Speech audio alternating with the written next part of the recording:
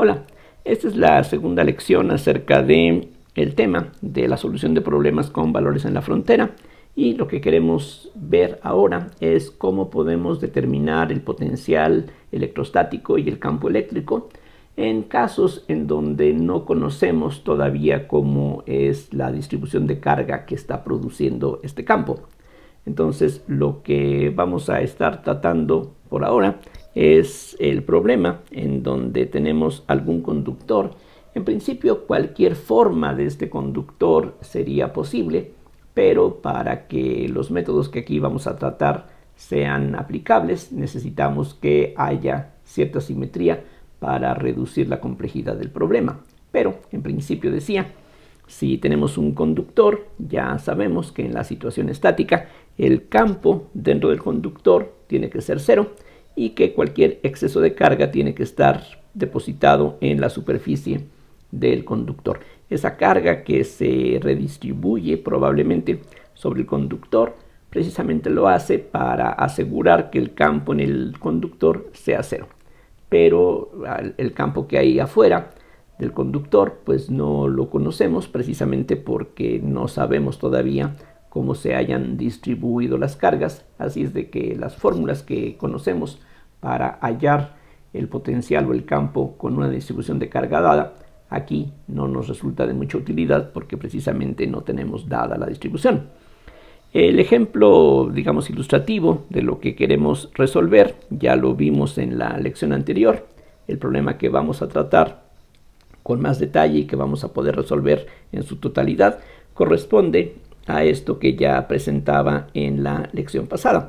Les decía, vamos a suponer que tenemos una región del espacio en donde originalmente hay un campo eléctrico uniforme, el cual vamos a suponer que está siendo producido por cargas que se encuentran muy lejos, de tal manera que en toda esta región no hay cargas que estén originalmente produciendo ningún campo adicional, aparte de este campo uniforme. Ahora metemos dentro de esta región una esfera conductora, y nos conviene pensar en una esfera precisamente por la simetría que ese cuerpo tiene, y es el caso que estamos tratando como una primera ilustración. Entonces, una vez que metemos este conductor, lo que vamos a tener es esta esfera conductora que va a desarrollar una cierta carga en su superficie, como decía antes, para lograr que el campo dentro del conductor se anule. Entonces ahora lo que podemos esperar es que el campo eléctrico ya no sea exactamente lo que teníamos antes.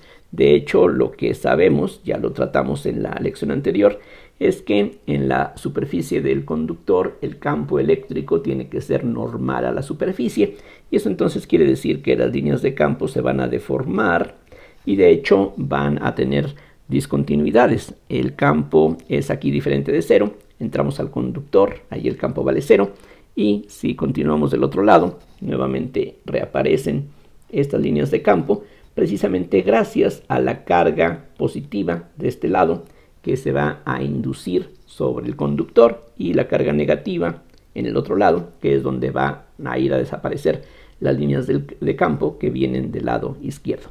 Lo que queremos saber es exactamente cuál es esa carga que se induce, y también queremos saber exactamente cuál es el campo eléctrico que se va a producir en estas condiciones. Entonces, la respuesta viene del hecho de que en cualquier punto de la región exterior a este conductor, aquí no hay carga. La carga que produce este campo uniforme está muy lejos. En todos estos puntos la densidad de carga vale cero, y por lo tanto el potencial satisface la ecuación de Laplace, que tiene justamente esta forma. Los únicos puntos en donde esta ecuación no se va a satisfacer es donde quiera que haya carga, y aquí, por lo que vemos cerca del punto que estamos tomando como origen, que es el centro de la esfera, la única carga que hay está en la superficie, y en todos los demás puntos esta ecuación tiene que satisfacerse. Aquí precisamente, como dije antes, nos conviene pensar en una esfera porque eso tiene una alta simetría, y lo que se ve como la elección más conveniente, ya veíamos, es escoger el origen del sistema de coordenadas en el centro de la esfera y precisamente tomar la dirección original del campo como el eje Z, para que de esa forma el potencial y el campo que encontremos no dependa del ángulo azimutal phi. Aquí recuerden, estamos utilizando una letra phi minúscula para este ángulo y también usamos una letra phi minúscula diferente para representar el potencial. Entonces, para este problema, las coordenadas que se ven más convenientes son las coordenadas esféricas, por tratarse aquí de una frontera esférica, y lo que nosotros aquí suponemos es que el potencial que va a producirse tiene que ser una función que nada más puede depender de las coordenadas r y θ. O sea, si pienso en algún punto del espacio, lo que va a ser relevante es qué tan lejos estamos del origen y cuánto vale el ángulo que se forma entre esta línea que va del origen al punto de interés y el eje de simetría, el eje z. Entonces el potencial en estas condiciones no puede depender del ángulo azimutal, y eso es conveniente porque de esa forma la ecuación parcial que tenemos que resolver es una ecuación en donde solamente aparecen dos variables independientes. De todas maneras, no es un problema trivial, y lo que ya habíamos visto en la lección anterior, al final, es que si uno escribe la ecuación de Laplace en coordenadas esféricas y uno supone que la solución solamente depende de r y θ, ya demostramos que uno termina con la ecuación diferencial parcial que aquí reproduzco. La parcial con respecto a r de r cuadrada por la parcial de phi con respecto a r más 1 sobre el seno de θ por la parcial con respecto a θ del seno de θ parcial de phi con respecto a θ, y todo esto tiene que ser 0. A eso se reduce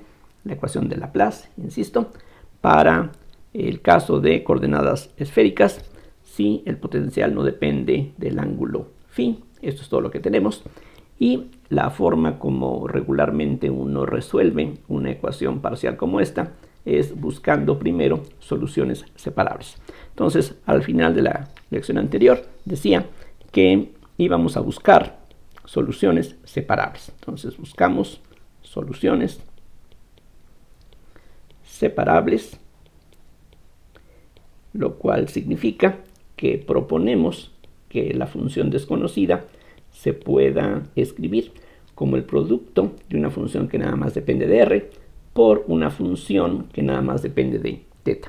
Aquí simplemente conviene llamarle a esta función r mayúscula para que nos recuerde que es función de la r minúscula, y aquí utilizo esta θ mayúscula para que también nos recuerde que es una función que depende del ángulo polar θ.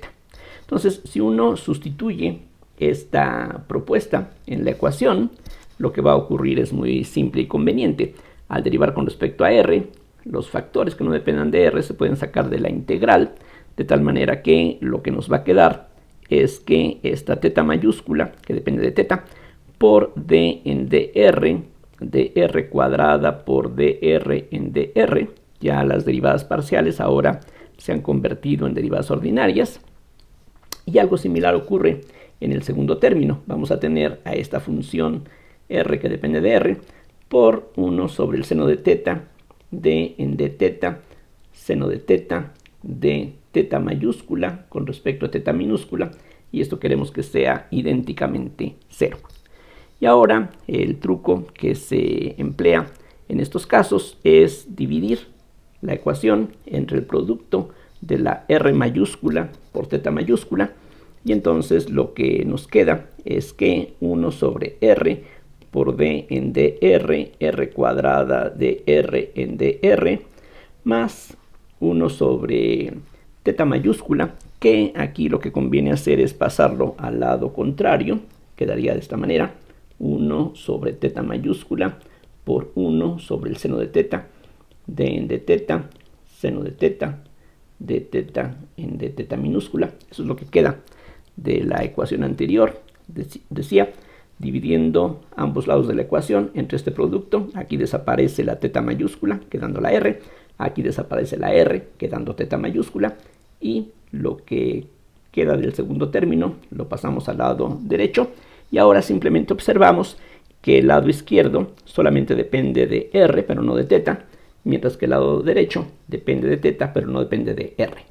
Entonces, para que esta igualdad se cumpla idénticamente, es necesario que cada uno de estos dos lados de la ecuación sea una constante. Una forma de convencerse es la siguiente. Esto que está aquí, cuando mucho, podría depender de r. Y si la derivamos con respecto a r, sería lo mismo que derivar esto con respecto a r. Pero eso no depende de r, así es que su derivada vale 0. Así es de que la derivada de esto con respecto a r vale 0. Así es de que lo que podría depender de r no depende de r. Y similarmente, esto podría depender de θ. Así es de que si lo derivo con respecto a θ, es lo mismo que derivar esto con respecto a θ. Pero esto no depende de θ, la derivada vale 0. Entonces la derivada de todo esto con respecto a θ es 0, lo que quiere decir que aunque podría depender de θ, no depende de θ. Y pues la conclusión, insisto, es que todo esto tiene que ser una cierta constante, que podemos anticipar que tiene que ser una constante real, porque aquí recuerden que el potencial es una función de valores reales, todo esto es algo real, así es de que todo esto es real, y esta constante tiene que ser en principio una constante real. Ahora, lo que vamos a ver es que esta constante, de hecho, no puede ser cualquier número real, sino que va a estar limitada a algunos valores discretos muy particulares que precisamente se obtendrían de resolver esta ecuación. Estas dos ecuaciones, más bien. De hecho, si a esta constante, por ejemplo, le llamamos lambda minúscula, lo que nos queda es un par de ecuaciones diferenciales ordinarias. Por una parte, igualando todo esto a lambda, lo que queda se puede escribir de esta otra manera. D en dr de r cuadrada de r en dr igual a lambda r, que si uno distribuye, o aquí simplemente por inspección, se puede uno dar cuenta que se trata de una ecuación diferencial ordinaria, lineal, homogénea. Y similarmente, de la segunda igualdad que tenemos aquí, uno ve que 1 sobre el seno de θ, d en dθ del seno de θ por d θ mayúscula con respecto a θ minúscula, tiene que ser igual a menos lambda por θ mayúscula. Y esto también es una ecuación diferencial, lineal, homogénea, ordinaria, donde, pues precisamente por tratarse de una ecuación ordinaria, la función desconocida solamente depende de una sola variable, y aquí ocurre algo similar. Entonces, aquí el método de solución por separación de variables funciona adecuadamente. De una ecuación parcial que teníamos en un principio, terminamos con ecuaciones diferenciales ordinarias, que no son tan triviales en realidad, porque aquí aparece la función seno de θ, es decir, los coeficientes en esta ecuación diferencial no son constantes, y aquí precisamente por la presencia de esta r cuadrada, también aquí ocurre que la ecuación no tiene coeficientes constantes. Hablo de coeficientes constantes porque en esos casos la ecuación es bastante fácil de resolver. Aquí no es algo tan sencillo. Esta ecuación es bastante amigable, se puede resolver fácilmente, pero esta no tanto. Ahora, conocemos de la teoría de ecuaciones diferenciales métodos para resolver, por ejemplo, ecuaciones como la que tenemos aquí a la derecha, un método que podríamos decir infalible para encontrar al menos una solución es el método de solución en serie, pero aquí afortunadamente no es necesario preocuparnos por eso. De hecho, vamos a ver que uno puede construir todas las soluciones que para este problema son aceptables. Entonces, vamos a hacer aquí una pequeña digresión y vamos a ver cómo, de una manera pues realmente mágica, podríamos decir, uno puede encontrar las soluciones de estas ecuaciones sin saber prácticamente nada sobre ecuaciones diferenciales ordinarias o parciales. El truco, que por desgracia no siempre se puede aplicar para cualquier problema de esta naturaleza, consiste en lo siguiente. Vamos a fijarnos en un sistema de ejes cartesianos. El origen está, como siempre, en la intersección de estos tres ejes, y vamos a pensar en una carga puntual Q que se coloca a una distancia A del origen sobre el eje Z. Es decir, este punto donde está la carga tiene coordenadas cartesianas 0, 0, A. Y ahora vamos a fijarnos en algún punto del espacio que va a estar dado por una cierta distancia r al origen, y aquí hay un ángulo θ, que es precisamente el ángulo θ que uno emplea en las coordenadas esféricas, de acuerdo con las convenciones que se utilizan regularmente dentro de la física. Entre el punto donde está la carga y el punto donde queremos calcular el potencial, hay una cierta distancia que se puede calcular mediante la ley de los cosenos o mediante la norma del vector que une estos dos puntos. Sea como sea, de lo que veíamos en la primera lección del curso, sabemos que en este punto del espacio el potencial se puede calcular así, como 1 sobre 4 pi epsilon 0 por la carga Q entre la distancia que hay entre la carga puntual y este punto, y esa distancia se puede calcular como la raíz cuadrada de r cuadrada más a cuadrada menos 2ar coseno de θ, que, como decía, es justamente lo que uno obtiene a partir de la ley de los cosenos. Esto se puede escribir también de esta manera, como Q sobre 4 pi epsilon 0 por r cuadrada más a cuadrada menos 2ar coseno de θ elevado a la potencia menos 1/2. Y ahora lo que vamos a hacer es utilizar nuevamente la fórmula del binomio de Newton, tomando este primer término como uno solo y todo este como otro término del binomio. Entonces, lo que nos dice la fórmula del binomio de Newton es que todo esto es 1 sobre 4 pi epsilon 0, y ahora sigue el primer término a esta potencia, y eso nos da 1 sobre r. Después viene el exponente, que es menos 1/2, por este primer término a la potencia menos 1/2 menos 1, eso entonces significa 1 entre r cúbica, por todo esto, que es a cuadrada menos 2ar coseno de θ. El siguiente término es el exponente menos 1 sobre 2 factorial, que en este caso es 2, por este primer término a la potencia menos 1/2 menos 2, eso nos da 1 sobre r quinta, por a cuadrada menos 2ar coseno de θ al cuadrado. El siguiente término, nada más por curiosidad, sería menos 1/2 por menos 3/2 por menos 5/2 sobre 3 factorial, que es 6. Tendríamos este primer término a la menos 1/2 menos 3, que entonces nos da 1 sobre r séptima, por a cuadrada menos 2ar coseno de θ al cubo, y así podemos continuar, o más bien así debemos continuar si queremos que esta expresión sea igual a esto que tenemos aquí. Esto es una serie infinita, precisamente aquí el exponente no es un número natural, así es de que esto continuaría indefinidamente, y el criterio para que esta serie sea convergente es que la a sobre r sea menor que 1, o sea, que la r sea mayor que a. Entonces todo esto está bien. Si r es mayor que a, vamos a tener una serie convergente. Vean que la r aparece aquí en el denominador.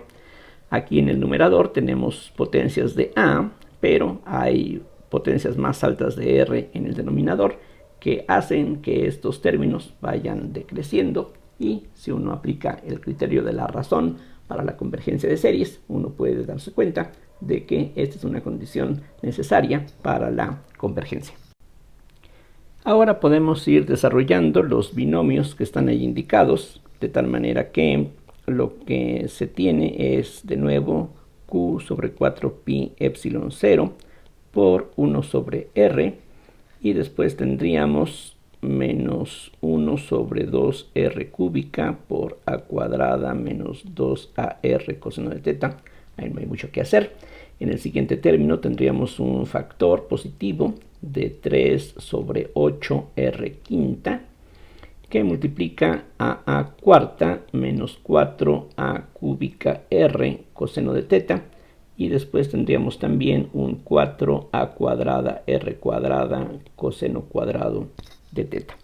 El siguiente término que estamos aquí también considerando tiene un factor negativo que sería 15 sobre 8 por 6. Voy a dejarlo indicado de esa manera, aquí con un r a la séptima.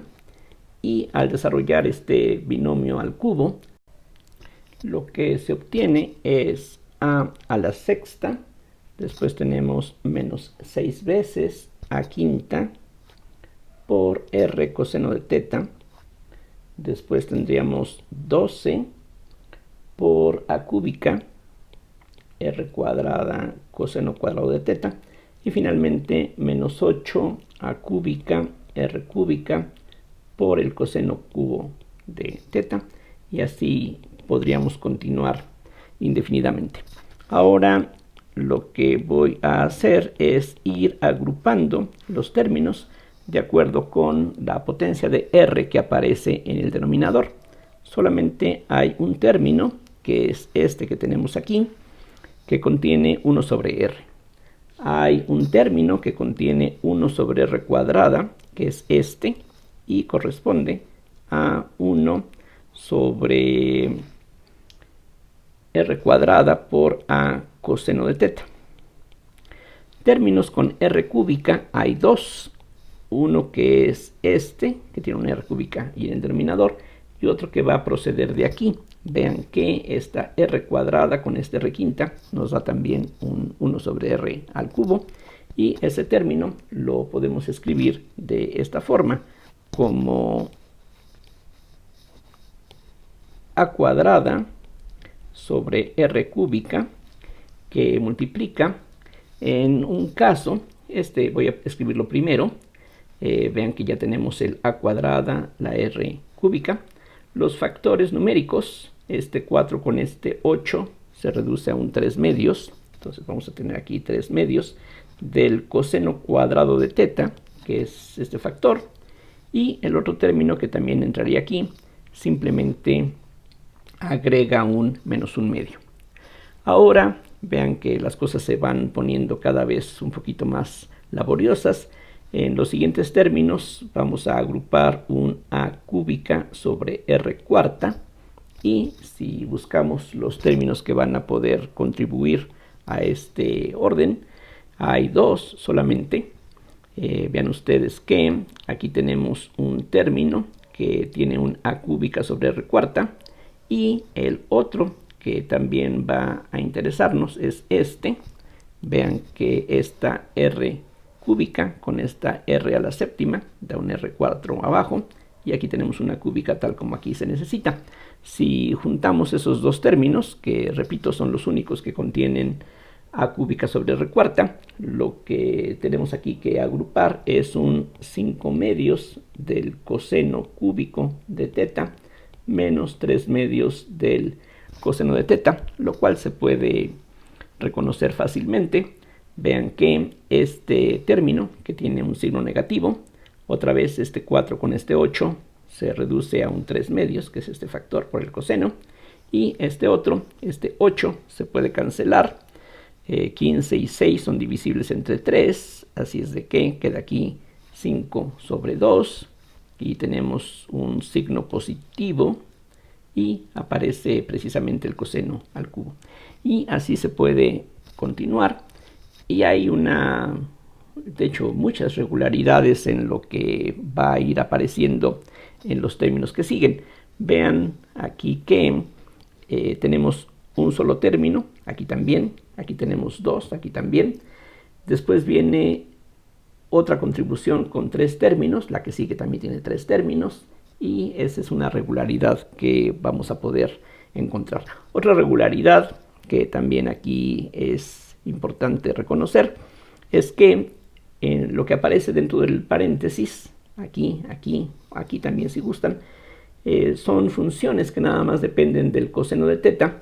En este caso solamente aparecen potencias pares, coseno cuadrado y coseno a la 0. Aquí aparece coseno cúbico y coseno a la 1. Aquí aparece coseno a la 1 solamente. Aquí aparece coseno a la 0 nada más. Y bueno, esa es una regularidad, insisto. Pero el punto aquí que particularmente nos interesa es que cada uno de los términos de esta serie es por separado una solución a la ecuación de Laplace. Entonces esa es la información aquí, sumamente útil y que quizá a primera vista no sea del todo evidente. Voy a explicar por qué. Entonces recuerden dos cosas. Por una parte, esto que aquí hemos estado desarrollando, toda esta expresión que nos llevó a esta serie, representa el potencial producido por esta carga en cualquier punto del espacio. Aunque claro, para que esta serie sea convergente, ya lo decía, la R tiene que ser mayor que la A. Ahora, haciendo a un lado el detalle pues sobre en qué región es convergente esta serie, lo importante es que esta expresión representa una solución de la ecuación de Laplace. Recuerden, la ecuación de Laplace se satisface en aquellas regiones donde no hay carga. Aquí, en lo que estamos considerando, la única carga que está presente es esta carga puntual. Fuera de este punto, aquí no hay cargas. Entonces, este potencial, excepto en este punto, en todo el resto del espacio, tiene que ser solución de la ecuación de Laplace. Eso quiere decir que toda esta serie completa que aquí aparece tiene que ser la serie completa solución de la ecuación de Laplace. De hecho, esta solución de la ecuación de Laplace, vean que nada más depende de r y teta, r y teta, r y teta. No depende del ángulo azimutal phi. Entonces, aquí pues las conclusiones importantes son estas, que lo que está aquí es una solución de la ecuación de Laplace que no depende del ángulo azimutal,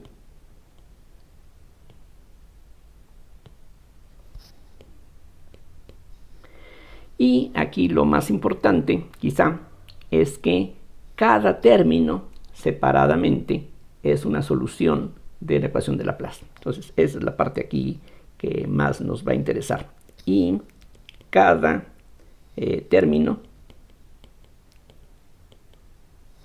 de estos, este que está aquí, este que está aquí, este que está aquí, este que está aquí, es decir, agrupando en las potencias de R, cada uno de estos términos es una solución de la ecuación de Laplace. Y cada término es separadamente solución de la ecuación de Laplace. De hecho, no lo hemos probado, pero ya que probemos que eso es cierto, cada uno de estos términos es una solución separable, porque vean, este término es una función de r a la menos 2 por una función de teta, una función de r por una función de teta, una función de r por una función de teta, una función de r por una función de teta, que es el coseno de teta a la 0. Entonces, eso es lo que es sumamente interesante. Es decir, el problema que teníamos aquí en la parte previa era encontrar soluciones separables de la ecuación de Laplace, o sea, soluciones de esta ecuación diferencial parcial o soluciones de estas ecuaciones diferenciales ordinarias. Bueno, ya tenemos soluciones de ellas. Precisamente lo que aparece en estos términos son cada uno de ellos una solución de la ecuación de Laplace, y cada una de ellas es separable. Vean que toda la expresión completa ya no es separable. Todo esto no se puede escribir como una función de r por una función de teta, pero cada término de estos individualmente sí lo es. Ahora, ¿cómo probar que cada término separadamente es solución de la ecuación de Laplace? Bueno, la prueba es muy sencilla. Todo lo que hay que hacer es aprovechar que la a es una constante o un parámetro, si gustan mejor, que es totalmente arbitrario. Es decir, todo lo que está aquí es válido sin importar cuánto valga la a. Acuérdense, la a es esta distancia que aparece aquí. Y esa distancia puede ser 1 milímetro, puede ser 50 metros, puede ser 20 kilómetros, lo que sea. Y no importa cuánto valga la A, esto es solución de la ecuación de Laplace en todos los puntos excepto este. Pero este punto prácticamente no cuenta porque es un punto que tiene un volumen cero en comparación con todo el resto del espacio. Pero bueno, simplemente olvídense de este punto. En todos los demás, esto tiene que ser solución para cualquier valor de A.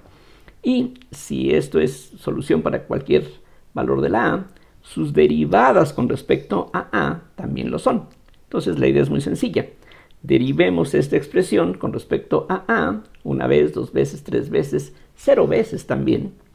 Y hagamos A igual a 0. Comienzo por esto último, no derivar. Simplemente hagamos A igual a 0.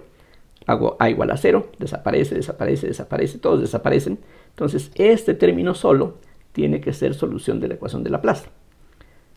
Cosa que no es nada extraño, precisamente es como si la carga estuviera en el origen, y en ese caso, pues trivialmente lo que queda tiene que ser solución de la ecuación de Laplace, porque pues representa el potencial de una carga puntual en el origen. De la misma manera, ahora hagámoslo mentalmente. Deriven esta expresión con respecto a A, este desaparece. Aquí la A desaparece, solamente queda coseno de teta sobre r cuadrada. Aquí la A no desaparece, queda 2A, aquí queda 3A cuadrada, etc. Y una vez que derivamos una vez, hacemos A igual a 0. Como aquí sobrevive una A, al hacer A igual a 0, esto se va.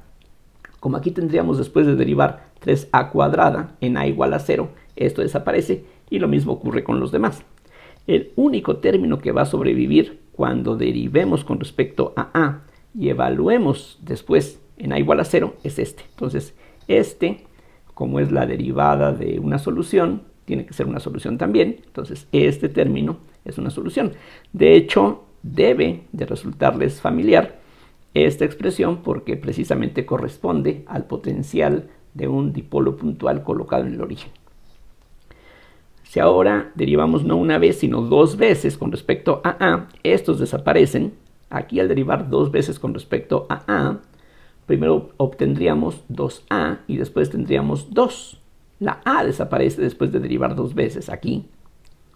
Todo esto desaparece de plano. Y aquí después de derivar 2 veces sobrevive una A. En el siguiente sobreviven 2 A's, etc. De tal forma que al evaluar en A igual a 0, todos los demás términos, excepto este, va a desaparecer. Entonces, este solo, 1 sobre r cúbica por esta función, tiene que ser solución de la ecuación de Laplace. Y bueno, espero que ya la idea quede clara. Si derivamos 3 veces con respecto a A y después de derivar hacemos A igual a 0, vamos a concluir que esta combinación tiene que ser solución de la ecuación de Laplace. Y siguiendo esos pasos, aquí lo estoy haciendo de una manera muy primitiva, pero espero que eso ayude para que se convenzan de que efectivamente esto es cierto. Cada uno de estos productos tiene que ser solución de la ecuación de Laplace. Y eso quiere decir que cada uno de estos productos tiene que satisfacer las ecuaciones que teníamos aquí arriba.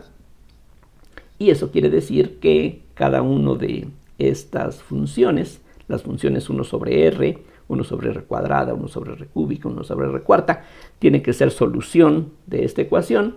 Y las otras funciones que tenemos aquí que dependen de teta, como son, por ejemplo, la función 1, la función coseno de teta, esta función que depende de teta, esta función que depende de teta, todas ellas tienen forzosamente que ser soluciones. Es decir, no necesito ya resolver las ecuaciones diferenciales, aquí ya tengo las soluciones.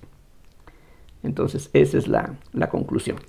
Toda esta serie infinita se suele expresar de esta manera más compacta, como Q sobre 4pi epsilon 0 por la suma desde n igual a 0 hasta infinito de a la n sobre r a la n más 1 por cierta función que depende del coseno de teta, que se denota tradicionalmente con la letra P mayúscula.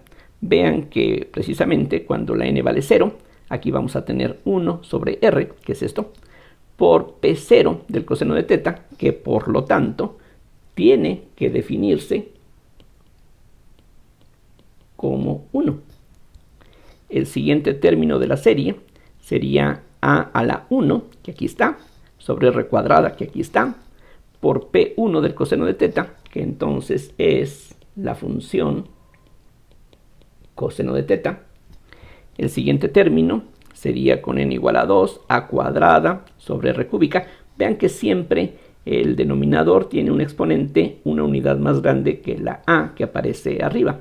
Entonces, esta función sería, por lo tanto, p sub 2 del coseno de teta, que se define como 3 medios del coseno cuadrado de teta menos 1 medio, y así podemos seguir. P sub 3, como ustedes pueden ver, sería entonces 5 medios del coseno cúbico de teta menos 3 medios del coseno de teta. Algo que se puede comprobar fácilmente es que todas estas funciones que reciben el nombre de polinomios de Legendre, aquí simplemente le pongo su etiqueta, estos se conocen como los polinomios. Polinomios porque son polinomios en la variable coseno de teta, reciben pues este nombre. Legendre fue un matemático francés del siglo XVIII y en honor a él estos polinomios llevan este nombre y esta colección continúa indefinidamente. Precisamente tenemos aquí una serie infinita y eso lo podríamos ver desde aquí arriba. Y hay dos cosas que, como decía antes, se pueden señalar. Una es que el subíndice corresponde a la potencia más alta del coseno. P sub 2 tiene un coseno cuadrado, P sub 3 tiene un coseno cúbico, P sub 4 va a tener un coseno a la cuarta. Solamente aparecen potencias impares o solamente potencias pares, y de hecho se van alternando. Solamente potencias pares, impares, pares, impares, etc. Y la otra regularidad que conviene notar es que cuando el coseno vale 1, la función vale 1. Si el coseno vale 1, la función vale 1. Si el coseno vale 1, esto es 1, 3 medios menos 1 medio es 1. Si esto vale 1, aquí tendríamos 5 medios menos 3 medios, que es 1. Y así va a ocurrir en todos los casos. Cosa que se puede ver directamente de la serie que tenemos aquí desarrollada previamente. Ahora, como dije, todo esto que está aquí escrito funciona bien siempre y cuando la R sea mayor que A. Aquí está en la parte superior. Sí, pero eso no cubre todo el espacio. ¿Qué pasa en el resto del espacio? Bueno, el resto del espacio corresponde a que la R sea menor que A. Si regresamos al dibujo que teníamos aquí en un principio, R menor que A quiere decir que estamos adentro de una esfera de radio A. Bueno, no sería esa, sería esta. Entonces, esta serie que aquí desarrollamos es válida, converge, cuando estamos afuera de esta esfera de radio A centrada en el origen, pero pues también podemos estar adentro, y aquí adentro también no hay carga, también va a ser solución de la ecuación de Laplace. Todo lo que hay que hacer es notar que esta expresión es simétrica ante el intercambio de A con R.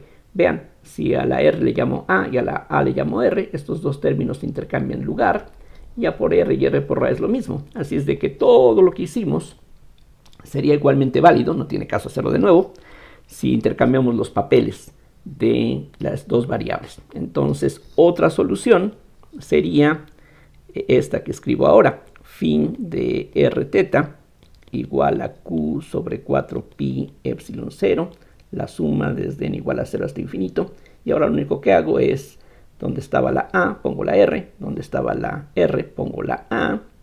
Entonces, esta sería una serie que va a ser convergente para A mayor que R y que también nos da al potencial como una suma de soluciones separables de la ecuación de Laplace. Aquí de nuevo, vean que tenemos una suma igual que antes, solamente que ahora en lugar de que tengamos potencias negativas de R, tenemos potencias positivas de R.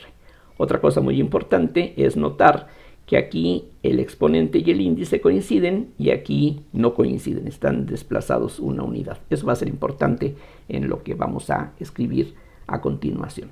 Entonces, resumen, Lo que acabamos de demostrar con todo esto es que el problema de resolver esta ecuación diferencial parcial que aquí aparece, ya aquí lo tenemos resuelto. Precisamente las soluciones separables que aquí andábamos buscando, pues las podemos encontrar, ya las tenemos, sin tener que resolver estas ecuaciones. Esta ecuación, la parte radial, puede ser un r a la n o un 1 sobre r a la n más 1, mientras que esta función teta mayúscula de teta tiene que ser alguno de los polinomios de Legendre. Lo que ya es un poquito más complicado, y eso precisamente se trata en los textos sobre funciones especiales o ecuaciones diferenciales, tanto parciales como ordinarias, lo que ya es otra historia, es demostrar que todas las soluciones regulares, es decir, no divergentes, precisamente son las que aquí ya tenemos. No lo vamos a hacer porque pues, el propósito fundamental de este curso tiene que ver más con la parte de la física, de la electrodinámica. Entonces vamos a contentarnos con darnos cuenta de que aquí ya hemos construido soluciones de esta ecuación y simplemente vamos a aceptar que con estas soluciones que aquí hemos encontrado, eso nos permite generar todas las soluciones que para problemas con simetría axial, como el que aquí planteaba en un principio, ya con eso podemos resolver cualquier problema con valores en la frontera como el que aquí tenemos. Entonces voy a escribir más abajo la conclusión que no estamos realmente probando, pero pues ya decía, eso se trata con más detalle en los textos de funciones especiales, de ecuaciones parciales o de ecuaciones ordinarias. Y aquí pues lo único que necesitamos, y es lo único que vamos a utilizar, es esto, que cualquier solución de la ecuación de Laplace con simetría axial, es decir, la phi depende nada más de r y teta, tiene la forma que aquí escribo, phi de r teta igual a una serie, como vimos aquí arriba, desde n igual a 0 hasta infinito. Vean que aquí con series de esas es lo único que necesitamos. Y lo que vamos a tener son combinaciones de esta forma.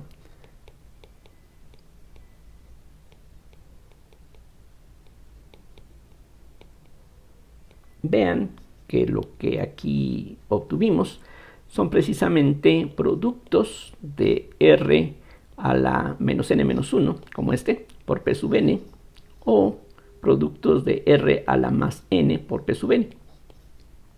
Lo que va a cambiar es que si estamos pensando en cualquier otra solución que no sea la carga puntual que aquí estuvimos considerando antes, aquí vean que el fijarnos en una carga puntual pues fue simplemente el truco para poder descubrir estas soluciones. Sí, pero una vez que ya las descubrimos, una vez que ya nos dimos cuenta que cada término es una solución, pues simplemente las aprovechamos y ahora superponiendo esas soluciones, aprovechando que la ecuación de Laplace es una ecuación lineal y homogénea, podemos superponer soluciones, decía, y lo que no estamos demostrando es que, de hecho, cualquier solución se puede expresar de esta forma, donde estas a sub n y b sub n son constantes que se van a determinar a partir no de condiciones iniciales, sino de condiciones en la frontera. Entonces aquí donde